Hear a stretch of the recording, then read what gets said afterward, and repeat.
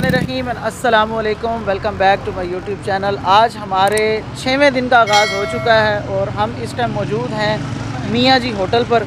मियाँ जी होटल की लोकेशन हमें बताई थी जवेद भाई ने, और जवेद भाई का बहुत शुक्रिया अगेन कि उन्होंने हमें बेहतर रहनुमाई की, क्योंकि हम मुज़फ़्फ़राबाद ही रुकने वाले थे किसी होटल में, लेकिन हमें यह है कि रात का सफ़र हमने कर लिया और सुबह हम अभी नीलम वैली से अपना सफ़र स्टार्ट करने वाले हैं।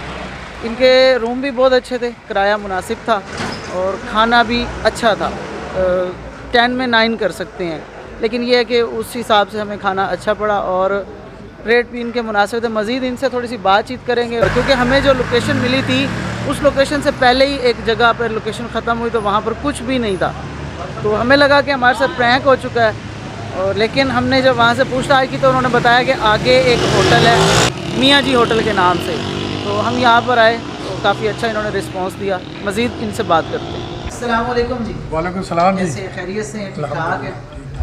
अच्छा, हमें ना थोड़ा सा लोकेशन का मसला हुआ था, क्या? आप थोड़ा सा लोकेशन का बताएंगे आने वाले दोस्तों को? जी, लोकेशन ये है ना कि मुज़फ़्फ़राबाद से 18 किलोमीटर, ठीक है। ये पीछे इधर 18 किलोमीटर बनता है, और ये चेक पोस्ट जंगलात, ये जंगलात की चेक पोस्ट है। ठीक है, इसके जंगलात पास की है। चेक पोस्ट के साथ है। मैं आपको चेक पोस्ट वीडियो में नहीं दिखाऊंगा क्योंकि हमारा सास इलाका है, लेकिन जब आप जंगलात चेक पोस्ट पे आएंगे उसके बिल्कुल साथ ही ये होटल है। बिल्कुल यही बात। और यहाँ पर हमने अपने क्लब का और अपना लोगो भी लगा दिया, आप जब भी आए आप इनको बताएंगे। हाँ बिल्कुल ठीक। और खाने की सर्विसेज भी इनकी अच्छी है और कमरे भी हैं। इनके बिल्कुल सही हैं, रूम साफ सुथरे हैं, मुनासिब किराया। हमने यहाँ पर रात गुजारी और बड़े मज़े की नींद आई है। और मज़ीद ये इनका होटल, सफाई का निज़ाम भी अच्छा है, किचन भी सेपरेट है, और ये सिटिंग एरिया चेक कर सकते हैं आप। टूरिस्ट पुलिस भी आपको यहाँ आसपास नज़र आएगी जो आपकी हेल्प के लिए हर वक्त हाजिर है। क्या नाम है आपका? इम्तियाज़ से। कहाँ से आए हैं आप? मुल्तान से आ रहे हैं और तौबत तक जाने वाले हैं। कोई मसला मसाइल तो नहीं है आपको? फिलहाल तो सब ठीक ठाक है, खैर खैरियत है, अल्लाह पाक के रहम। अच्छा भाई, हम टूरिस्ट पुलिस से कश्मीर टूरिस्ट पुलिस हैं, तो हमारा हेल्पलाइन नंबर है 058221422।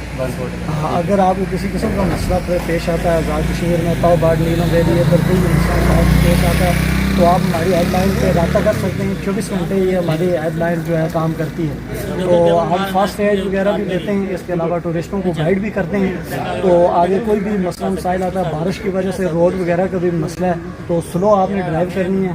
इसके अलावा कोई भी मसला मसाइल आता है तो आप हमारे साथ रब्ता कर सकते हैं। हमारे जवान फौरी तौर पर आपकी हेल्प के लिए वहाँ पर पहुँच जाएंगे, ठीक है? अच्छा, मुझे ये बताइएगा आपकी ये कहाँ तक की रेंज है, मतलब ताऊबट तक ये आपकी फोर्स मिलेगी? हम बीट वाइज हमारी ड्यूटी होती है, ठीक है। तो ताऊ बाट तक हमारी फोर्स मौजूद है आज़ाद कश्मीर पुलिस में। सही है। हमारी जो बीट है वो नुसेरी तक है, वहाँ से दूसरी बीट शुरू हो जाएगी। जिस तरह मोटर पुलिस के अंदर बीट वाइज है, इसी तरह हमारा भी वही सिस्टम है। ठीक है। तो अगर कोई भी मसला होता है, इसके अलावा हम जो मैकेनिक होते हैं उनको भी अरेंज करते हैं, और सही भी है। टूरिस्टों को किसी किस्म का भी कोई भी मसला होता है, स्पेशली हम टूरिस्ट पुलिस उन्हीं के लिए बनाया गया है ताकि आज़ाद कश्मीर के अंदर टूरिज़्म का फ़रोग हो। हमारे IG साहब ने ये जो इनिशिएटिव लेके इसीलिए बनाया ताकि टूरिस्ट ज़्यादा से ज़्यादा यहाँ पर आएँ और यहाँ पर कश्मीर में जो खूबसूरती है उसको देख सकें। ठीक है। अच्छा, मुझे अभी ये बताएं, हमने इस तरफ जाना है नीलम वैली की तरफ, मुझे मैकेनिक कहाँ पर मिलेगा? मैंने अपने बाइक का चैन टाइट करवाना है और ऑयल चेंज करवाना है। नीलम वैली की तरफ आप जा रहे हैं तो आप ये पटेका बाजार है, यहाँ पर भी आपको मैकेनिक मिल जाएगा। इसके अलावा थोड़ा सा आगे जाएंगे आप, पंजग्राम बाजार आता है, 5 ग्राम। जी हाँ, वहाँ पर भी आपको मैकेनिक मिलेगा। फिर आगे आप चले जाएंगे नुसेरी बाजार, उधर भी आपको मैकेनिक मिलेगा। पीछे 8 मकाम में भी आपको मैकेनिक मिलेंगे। ठीक तो कोई भी मसला होता है आप इसके अलावा हमारी हेल्पलाइन से रब्ता करेंगे तो हम भी आपको मैकेनिक अरेंज करके दे सकते हैं। तो बहुत शुक्रिया आपके तावन का। ठीक है। मज़ीद अभी हमने यहाँ पर नाश्ता करना है, नाश्ता करने के बाद अब यहाँ से रवाना होंगे। बिस्मिल्लाहिर्रहमानिर्रहीम। सुब्हानल्लज़ी सख्खर लना हाज़ा वमा कुन्ना लहू मुक़रिनीन व इन्ना इला रब्बिना लमुनक़लिबून। हमने अपने सफ़र का आगाज़ किया है जंगलात की पहली चेक पोस्ट से, और जो हमने आज का अपना टारगेट रखा है वो है केरन वैली का, लेकिन टारगेट थोड़ा टफ़ है क्योंकि हम काफ़ी लेट आज निकले हैं और अभी मुझे रास्ते में रुकना है मैकेनिक के पास, बाइक का चैन टाइट करवाना है और ऑयल चेंज करवाना है। ये 5 ग्राम का बाज़ार है और बाइक 1000 से ज़्यादा चल चुकी है इस टाइम, तो ऑयल चेंज करवाने में कोई कंप्रोमाइज़ नहीं। ऑयल का डब्बा हमने रखा हुआ था साथ एक्स्ट्रा। और ये भाई, क्या नाम है भाई आपका? एहसन। अच्छा, मैं आपको सही बात बताऊं, आपकी फ़िज़िक को देख के मैंने गैस किया हुआ था कि आपका नाम हसनैन होगा, लेकिन एहसन, हसन, हसनैन थोड़े मिलते जुलते नाम है। ये जी एहसन भाई की खिदमत हासिल कर रहे हैं ऑयल चेंज करवाने में। इनकी यहाँ पर मैकेनिक की शॉप है और मेरे ख्याल से पार्ट्स वगैरह भी इनके पास मौजूद हैं। अच्छा जी, जो यहाँ पर टूरिस्ट पुलिस है ये बहुत ज़्यादा तावन करती है टूरिस्ट के साथ। हमारे साथ एक छोटा सा सीन क्रिएट हो गया जिसकी मैंने वीडियोस भी बनाई, लेकिन उनकी रिक्वेस्ट पे टूरिस्ट पुलिस की मैं इस वीडियो को डिलीट किया, इसमें ऐड नहीं किया। मैं अपना लगेज फ़िक्स कर रहा था तो मैंने इम्तियाज़ भाई को कहा कि खाने का ऑर्डर आप दें। तो खाना जब उन्होंने पूछा क्या क्या चीज़ है तो उन्होंने शाही दाल कही, तो मैंने कहा शाही दाल एक कर लेते हैं, जो कि 250 रुपये की एक प्लेट थी और 30 रुपये का एक पराठा। हमने 3 पराठे लिए, एक शाही दाल और 2 चाय, जो हमारे हिसाब से 400 का बिल था। उन्होंने उसको 700 बनाया। वो 700 इस तरह बना कि उन्होंने हमें जो शाही दाल की प्लेट थी वो डबल दे दी, जबकि जब बिल आया तो हमने उन्हें कहा कि यार हमने तो 1 प्लेट ऑर्डर की थी, तो उन्होंने कहा नहीं भाई 2 थी। अब जो वजह सामने ही, तो उन्होंने कहा जी ना आपने हमें 1 कही ना हमने आपसे पूछा। तो जब हमारी बहस हो रही थी तो टूरिस्ट पुलिस यहाँ पर मौजूद थी, उन्होंने आकर फ़ौरन इस चीज़ का जो मसला था उसको हल किया और उन्होंने होटल वाले को ही थोड़ा सा बुरा भला कहा कि आपको पूछना चाहिए था। तो ये बहुत अच्छा लगा हमें कि यहाँ पर टूरिस्ट पुलिस तावन करती है आपके साथ। ये जी नीलम वैली जंगलात को क्रॉस करते हुए ये एक चश्मा है जिसके साथ हमारी यादें जुड़ी हुई हैं। पिछले साल हमने इसी तरफ जब टूर किया था, यहाँ पर हमने बड़ा शुगर लगाया था, तो सोचा कुछ देर यहीं पर बिताएं, और जब बात आ जाए कुछ वक्त बिताने की तो कुछ करने का ना हो तो वक्त नहीं कटता। तो हमने अपना सामान उतारा और सोचा कि हम अपनी बाइक को ही सर्विस कर लेते हैं। तो अभी हम बाइक सर्विस करने लगे हैं।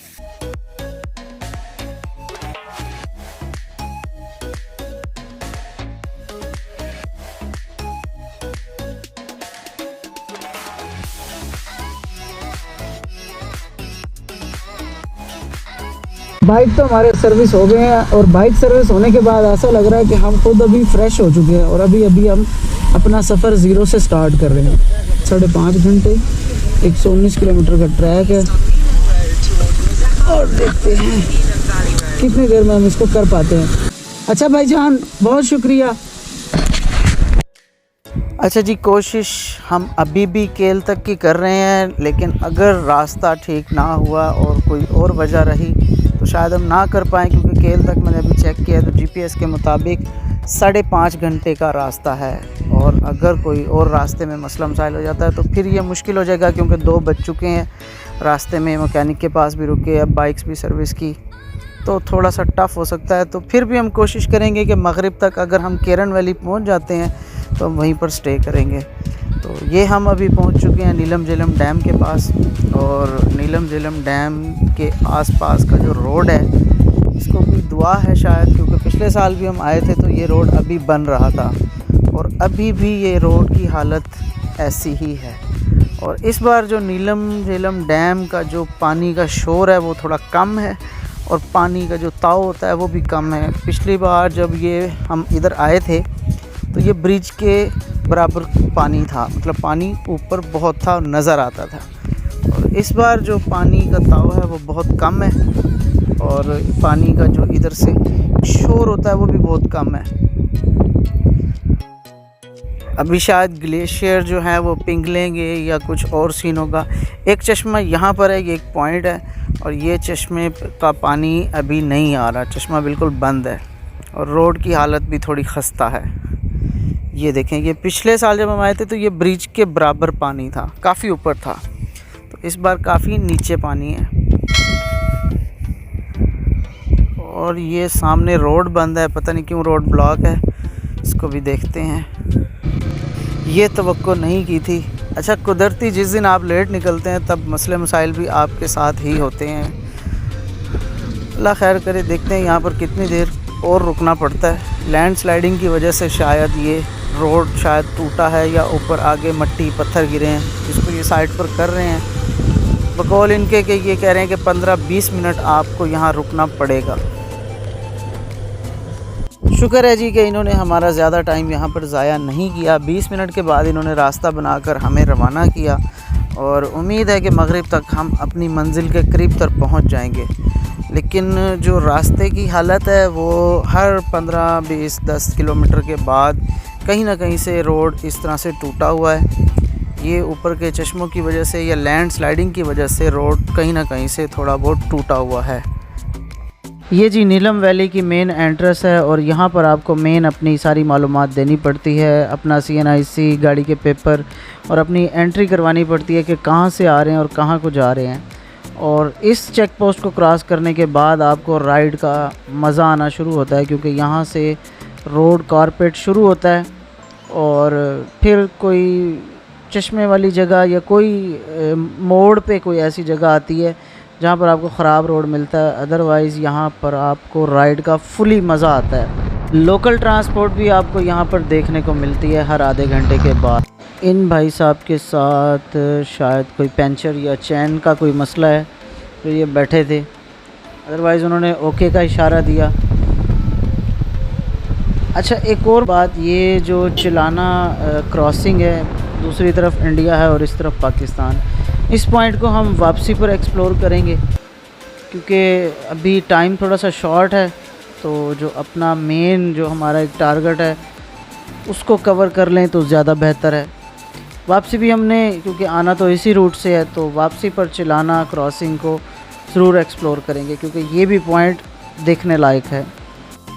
अच्छा जी, जैसे जैसे हम आगे की तरफ जा रहे हैं तो हमारी सिम के सिग्नल्स भी लॉस्ट होना शुरू हो गए हैं, तो हमें एस्कॉम की सिम भी लेनी पड़ेगी जो कि हमें रास्ते में 8 मकाम रुक कर लेनी पड़ेगी, उसके बगैर कोई गुजारा नहीं है। और दूसरा, अभी टाइम 4:30 हो चुके हैं, तो बकरवाल जो लोग होते हैं यहाँ के, उनका भी वापसी का सफ़र शुरू होता है, तो इनके लिए भी हर 2-3 मिनट बाद कहीं ना कहीं आपको रुकना पड़ता है, क्योंकि 2-2, 300, 500 बकरियों का रिवड़ भी आपके सामने आ जाता है, तो आपको कहीं से भी रास्ता नहीं मिलता। जिनका कोई रिवड़ छोटा होता है तो वो, या फिर जिनके बंदे ज़्यादा होते हैं उनको कंट्रोल करने वाले, तो वो उनकी एक तरतीब बना लेते हैं ताकि ट्रैफिक भी जाम ना हो और उनका भी रास्ता चलता रहे। और अभी शाम भी होने ही वाली है, 4:30 के बाद, असर के बाद टाइम रुकता ही नहीं है, उसके बाद फिर मगरिब तक तो टाइम भागता है। मगरिब के बाद पता चलता है कि रात हो गई है, तो मगरिब तक तो इंशाल्लाह हम केरन वैली पहुंच जाएंगे। 8 मकाम में अगर हमें शाम हो भी गई तो 8 मकाम से कोई इतना दूर नहीं। ये इस वक्त जिस ब्रिज पर हम खड़े हैं ये भी काफ़ी हसास जगह है। पिछले साल हमने यहाँ कोशिश की रुककर तस्वीरें बनाने की, तो हमें इजाज़त नहीं मिली। इस बार शायद बंदा अच्छा था, मान गया, क्योंकि ये जो रास्ता है ये सामने अगर जाएं तो इंडिया को भी टच करता है। चिलाना क्रॉसिंग से 3 किलोमीटर और केरन वैली से 5 से 7 किलोमीटर का एरिया इंडिया के पास है, दरिया की राइट साइड पर, तो इस वजह से ये रास्ता टच करता है, तो यहाँ पर अक्सर नहीं रुकने देते। शाम का वक्त करीब है और 8 मकाम थोड़ा दूर है। उम्मीद है मगरिब तक हम 8 मकाम पहुँचेंगे, वहाँ से बाइक का टैंक फुल करवाएंगे, क्योंकि 8 मकाम के बाद जो फ्यूल है वो आपको लोकल एजेंसी से मिलता है और एस्कॉम की सिम भी यहीं से मिलेगी। और मियाँ जी होटल में कोई लाइट का इशू था तो डिवाइसेस भी चार्ज नहीं हो पाई थी, तो GoPro की बैटरी भी एंड होने को है। हम पहुंच चुके हैं केरन वैली पैराडाइज लॉजेस में और रूम के साथ मैं यहाँ करने वाला हूँ कैंपिंग। जैसा कि मैंने आपको बताया था कि GoPro की बैटरी लो है, तो जिसकी वजह से मैं आपको 8 मकाम और बाकी का व्यू नहीं दिखा पाया रास्ते का। 8 मकाम में हमें मगरिब हो गई थी, नमाज अदा की और एस्कॉम की सिम का पता किया। वो अब हमें सिम कल मिलेगी, हम में से कोई एक बंदा सुबह जाएगा सिम लेने। और हमने यहाँ पर जो रूम लिया, रूम बहुत अच्छा है और 1000 रुपये में हमें रूम मिला है और इसका लॉन इतना खूबसूरत है कि मैंने फ़ैसला किया कि मैं कैंप लगाऊँगा। ले दोस्तों, तो कैंप हमारा लग चुका है और अभी से नमी पड़ना शुरू हो गई और अब हम आपसे मिलते हैं खाने के बाद। अच्छा जी, खाना हम बाज़ार से खाए हैं और मुनासिब था। और अभी यहाँ पर एक बड़ा हैवी सीन हो गुजरा है, जो सामने आप टेबल्स और चेयर्स देख रहे हैं। यहाँ पर दूसरे होटल से एक फैमिली ने अपने लिए बारबेक्यू सेटअप अरेंज करवाया था और उनके साथ थी फीमेल सिंगर्स, जिनकी आवाज़ के जादू ने इम्तियाज़ भाई को यहाँ पर आने के लिए मजबूर कर दिया। और अभी अपना छोटा मोटा सीन माहौल चल रहा है, उनकी वीडियोज़ बनाना मुनासिब नहीं समझा और अभी इम्तियाज़ भाई ये जो आलीशान होटल नज़र आ रहा है इधर जाकर सो जाएंगे और मैं अपने कैंप में मज़े की नींद करूँगा। उम्मीद है आप लोगों को आज की वीडियो पसंद आई होगी। कल का हमारा जो सफ़र होगा केल अड़न केल का होगा। इंशाल्लाह फिर मिलेंगे नए सफ़र नए स्टोरी के साथ। तब तक के लिए अल्लाह हाफिज़।